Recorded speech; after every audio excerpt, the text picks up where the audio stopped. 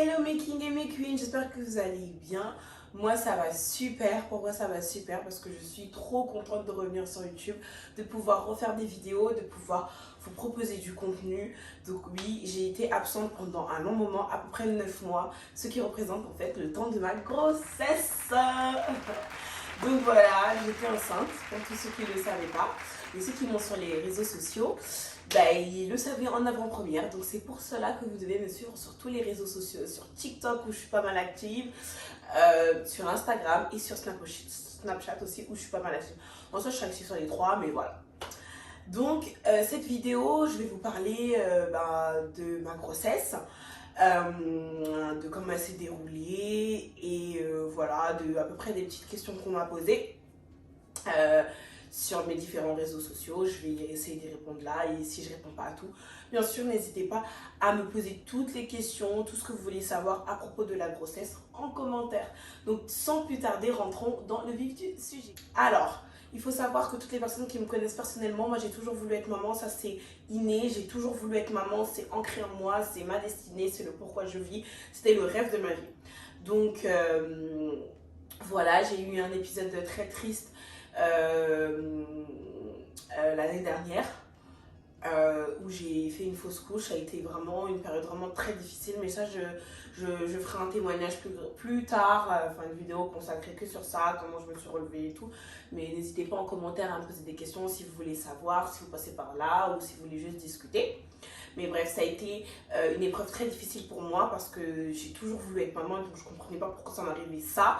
Et voilà, donc donc c'était des choses, enfin, j'ai eu pas mal de choses, je m'étais fait opérer aussi de l'utérus. Je vous invite à aller voir mon TikTok, où, enfin je fais un petit TikTok sur ça. Donc ça a été vraiment difficile. Donc voilà un petit peu le background. Donc j'ai toujours voulu être maman, c'était le rêve de ma vie. Tu me demandais quand j'étais petite, tu veux faire quoi plus tard? Je disais maman. Donc voilà. Comment j'ai su que j'étais enceinte? Alors déjà comme j'avais fait une fausse couche 6 mois avant, donc je savais à peu près les symptômes, comment mon corps réagissait. Donc moi le premier symptôme c'est les vertiges, les nausées, les vomissements. Voilà, ça c'est mes symptômes à moi. Et oui, surtout le symptôme phare, c'est le retard des règles. Moi je suis réglée comme une horloge, donc je savais qu'à partir du moment où j'avais un retard c'était chelou, parce que vraiment quand je vous dis je suis réglée comme une horloge, et ça tombe là, ça tombe là. Et là j'avais un gros retard, donc j'ai décidé, on m'a poussé à faire un test de grossesse. Je voulais pas à la base parce que j'avais trop peur du négatif. Un test négatif. J'ai toujours du mal avec ça, négatif. Bref, le test il était pas, j'avais peur qu'il soit pas positif. Donc voilà, il faut savoir que j'ai fait ce test, je sortais du boulot, c'était une collègue qui m'avait dit ouais tout est pâle et tout, tu ressembles trop à une femme enceinte. Et je sortais du boulot et comme je travaillais à côté de chez ma mère, je suis partie direct chez ma mère, il y avait ma soeur.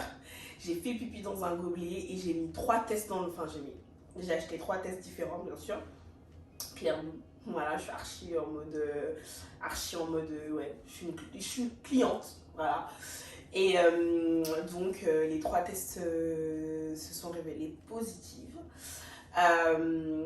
Si vous voulez que je rentre vraiment plus en détail sur ça, suivez-moi sur les réseaux parce que sinon ça va faire la vidéo, elle sera trop longue. Ah oui, j'ai déjà fait cette vidéo. Petite parenthèse, j'ai déjà fait cette vidéo, elle durait à peu près 35 minutes et j'ai tout perdu. Donc là, c'est pas un résumé, mais je sais où est-ce que je perds du temps. Donc voilà, l'histoire elle est un peu plus longue, mais enfin rien de ouf. Donc quand j'ai vu ça, j'étais très heureuse. Je suis partie voir ma soeur était très heureuse, mais en même temps elle était elle se retenait parce que vu ce qui nous était arrivé 6 mois plus tôt, on avait quand même peur. Et donc j'ai appelé ma mère, elle est aussi très heureuse, mais sans la retenue. Et je crois que c'est 1 heure après que j'ai réalisé, 1 heure après que j'ai commencé à pleurer.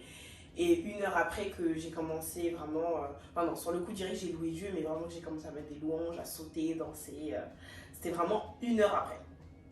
Donc voilà comment j'ai su que j'étais enceinte. Comment je l'ai annoncé à monsieur? Tout simplement j'ai pris les 3 tests, je les ai mis dans une boîte, pas une boîte de ouf, hein, les tests de grossesse même, et je lui ai donné.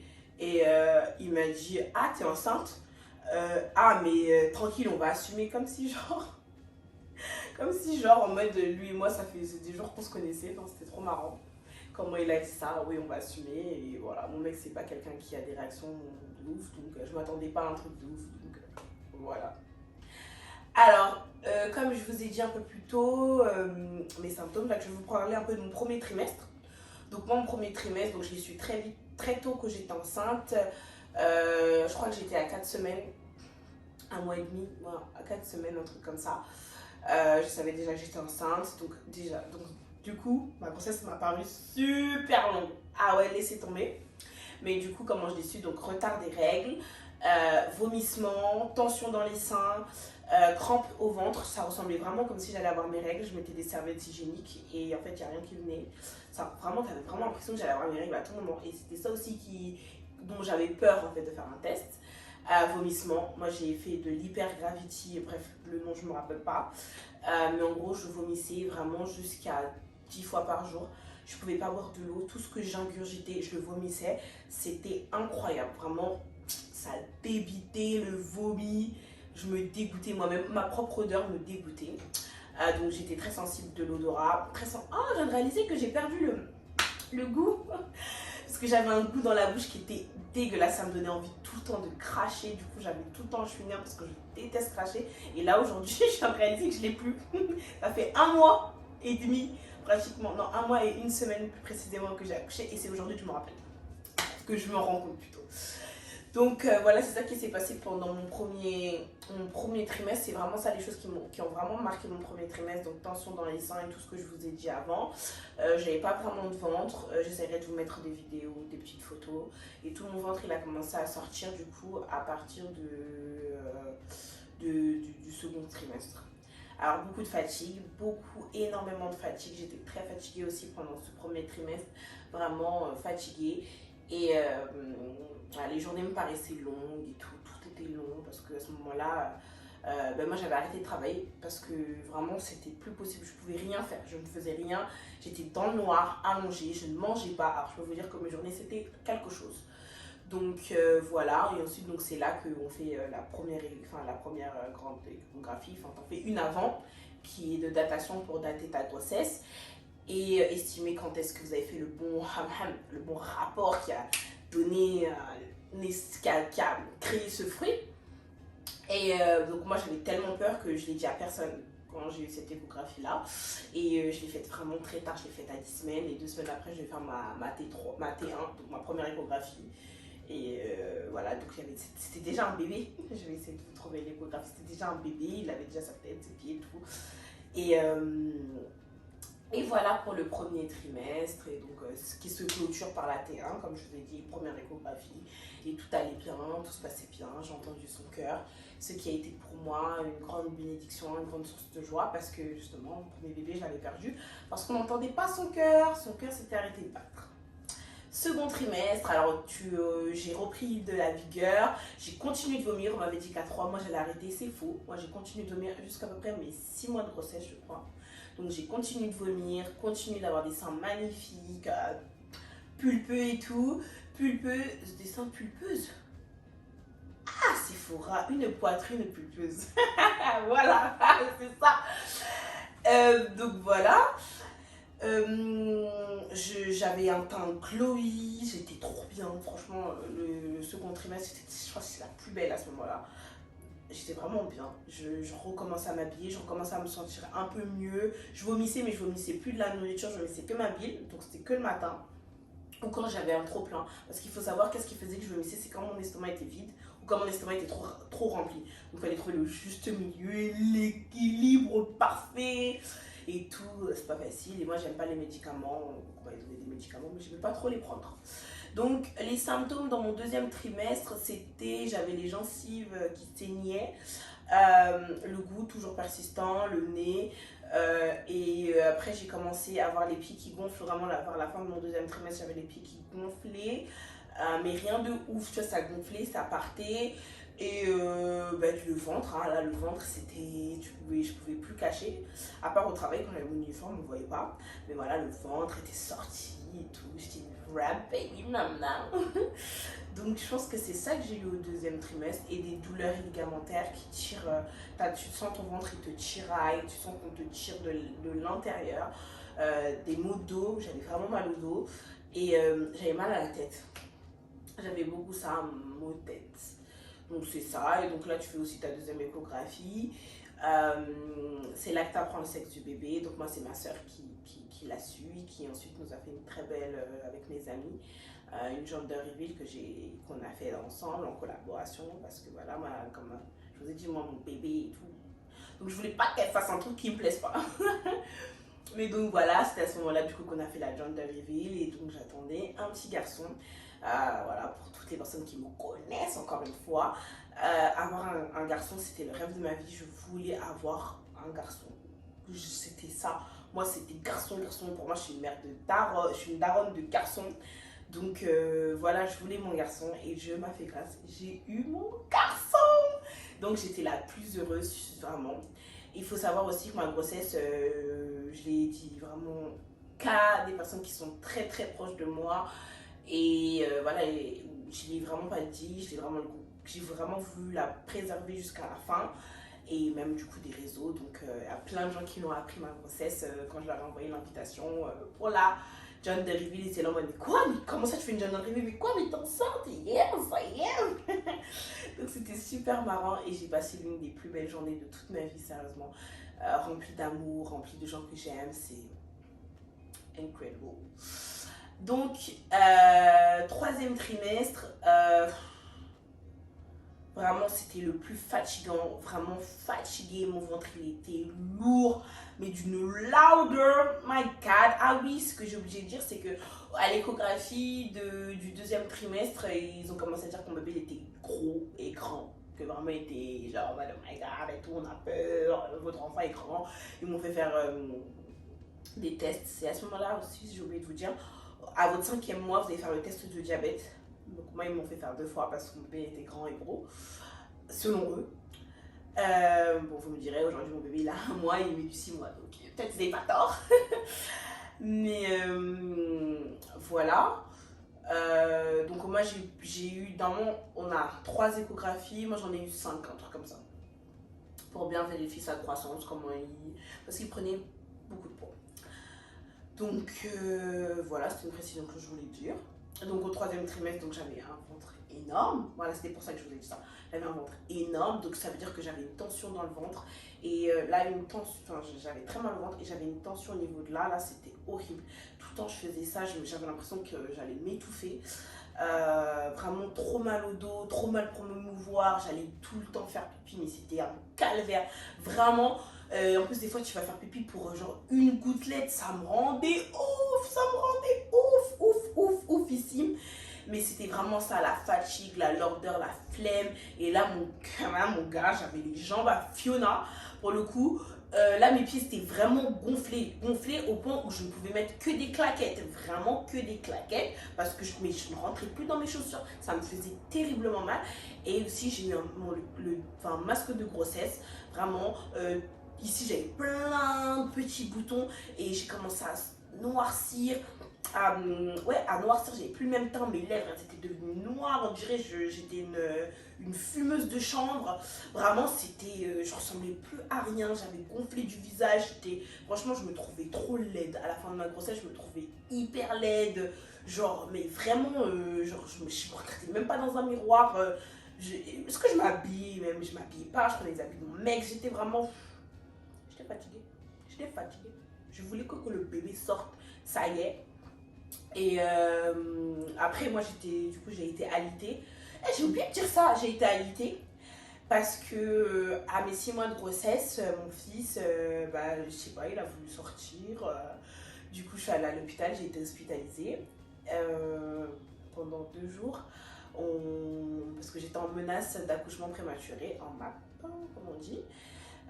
J'avais le col qui était ouvert, j'avais commencé à avoir des contractions.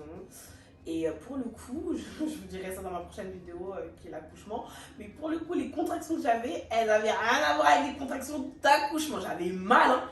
Les contractions d'accouchement, mon gars. Attendez, je vais vous raconter un truc. Seigneur. Donc voilà, parce que mon fils était trop pressé, donc j'ai été alitée, mis au repos, forcé. Je ne devais pas me forcer parce que voilà, j'avais des contractions assez souvent. Et ça, ils ont fait ça à mon 6e mois. de grossesse. Ouais. Donc voilà, fatigue. À la fin, c'était vraiment la fatigue.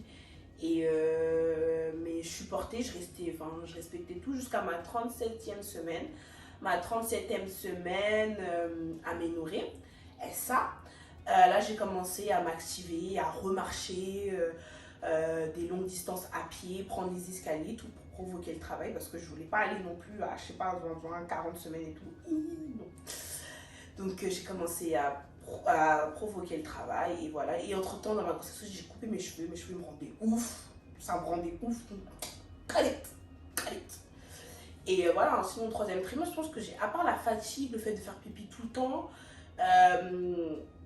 j'ai pas vraiment eu de symptômes parce que là j'avais plus de vomissements. Bon, j'avais toujours l'odorat, le goût dans la bouche, mais c'était beaucoup moins qu'au début. Ah oui, j'ai eu des écoulements aussi de seins. Mes seins, à partir de mon 4e mois, mes seins ils ont commencé à couler. Voilà, j'avais du colostrum qui coulait. Vous chercherez sur internet c'est quoi le colostrum. Mais qui coulait, et j'ai eu ça jusqu'à là que j'allaite. Et voilà, j'avais noté hein, pour pas oublier, mais là j'essaie de voir un peu ce que j'ai eu. En tout cas, si vous avez des questions, quoi que ce soit, vous me les mettez en commentaire si j'ai oublié quelque chose. Là, j'ai l'air de n'avoir rien oublié. Mais vraiment, ma fin de grossesse, c'était voilà, ce que je vous ai énoncé juste avant. Et voilà. Donc, si je dois faire un résumé, vraiment, la grossesse, c'est quelque chose dont j'ai toujours rêvé, mais ça a été une expérience vraiment très difficile. Les émotions, les hormones, tout ça, c'est pas des lol, hein. C'est vraiment pas des lol, c'est comme ça, parce que j'ai eu un petit problème, un petit bug avec mon téléphone, but anyways. Donc je disais, si je devais faire un résumé de ma grossesse, ça n'a pas été une épreuve facile, j'ai toujours voulu être enceinte. Et je suis très contente d'avoir eu la grâce de pouvoir porter la vie. De sentir mon bébé bouger, tout ça. D'ailleurs, je vous ai pas dit, mais c'est à partir du 4e mois, en tout cas, moi j'ai sorti 5e, je sais plus, en tout cas 18 et ça, que j'ai commencé à sentir mon bébé bouger, et c'est merveilleux. C'est trop bien parce que avant ça, tu sais pas trop comment ton bébé il va, t'as des échographies tous les 1 mois, et 1 mois c'est genre super long sans voir ton bébé, donc une fois qu'il bouge, c'est super rassurant et tout. C'est une expérience, vraiment, il faut le vivre pour savoir, mais voilà, c'est pas facile. Moi, je sais que j'ai beaucoup pleuré durant ma grossesse, j'ai remis beaucoup de choses en question. Je ressemblais pas à Fanny Negesha, mais plutôt à Norbit. Donc voilà, voilà. J'étais pas tout le temps en robe de soirée, j'étais pas tout le temps apprêtée, j'étais plutôt en jogging, canapé, dormir, pleurer, manger, me goinfrer, mes envies et tout. Donc pas trop à savoir ce qui se passe dans son corps, donc c'est vraiment pas facile. Mais voilà, c'est une expérience que je souhaite à toutes les femmes qui le veuillent. Mais moi, si je devais dire quelque chose, j'ai pas pris fort plaisir à être enceinte. J'aimais beaucoup mon ventre, j'aimais beaucoup l'aspect. Mais bon, j'avais quand même pas mal de symptômes. Pour moi, j'avais tous les symptômes de la terre, pardon. Et c'était quand même pas mal contraignant. Il y a beaucoup de choses que je pouvais pas faire, pas manger, parce que t'es pas immunisée contre la toxo. Enfin, moi, je l'étais pas. Vous saurez tout ça quand vous serez enceinte. Posez-moi toutes les questions en commentaire, je vous expliquerai plus en détail. Mais j'ai pas trop envie que la vidéo elle soit trop longue. Mais voilà, si je devais dire, j'ai pas trop aimé plus que ça être enceinte. En tout cas, je m'attendais pas à ça. Peut-être c'est parce que j'ai eu beaucoup de symptômes, vous me direz. Mais voilà, c'était ça. Mais en tout cas, pour petit mot de la fin, je prie pour toutes les femmes dans le nom de Jésus qui souhaitent être enceintes, de l'être. Vraiment, je prie pour vous que le Dieu qui a donné à Sarah à 90 ans, Isaac, vous donne aussi. Que le Dieu qui m'a donné Liam après ma fausse couche vous donne aussi. Vraiment, je vous le souhaite vraiment que cette grâce soit déposée sur vous dans le nom de Jésus. Amen. Parce que c'est une expérience qu'il faut vivre vraiment dans la vie d'une femme. Et voilà, Dieu nous a créés pour ça et il nous a dit multipliez-vous. Multipliez-vous, tchabug. Donc, multiplions-nous. Et voilà, c'était mon petit mot de la fin. Donc, si tu as des questions, si tu veux savoir n'importe quoi, que tu penses que je n'ai pas assez dit ou pas assez développé, des questions like, t'as pris combien de poids, t'as pris combien de kilos, ta libido c'était comment et tout. Franchement, n'hésitez pas. Je sais qu'on se connaît pas très bien, mais vraiment je suis open-minded, il n'y a vraiment aucun problème. Je répondrai à tout. Si je réponds pas en commentaire, bah, posez-moi les questions sur mes réseaux sociaux. C'est pour ça que c'est important d'avoir mes réseaux sociaux, de me suivre sur Instagram, Snapchat, TikTok, tous mes réseaux sociaux.